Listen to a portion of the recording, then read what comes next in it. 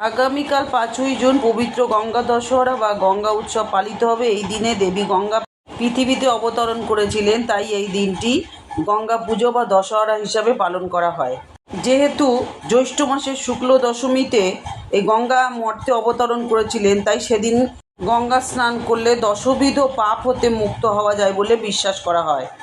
দশেরা কথাটির অর্থ হলো, যার আক্ষরিক অর্থ দেবী যিনি 10টি বড় পাপ দূর করে দেন, মানে মা গঙ্গা। এদিন কি করতে পারেন? প্রথমত বলবো গঙ্গায় স্নান করবেন। যদি গঙ্গায় স্নান করতে না পারেন তাহলে অবশ্যই স্নানের জলে একটু গঙ্গা জল মিশিয়ে স্নান করবেন। এই দিন দান ধ্যান করতে পারেন, দুস্থদের দান করবেন, কাপড় জামা খাদ্য যা পারবেন, যেটুকু পারবেন।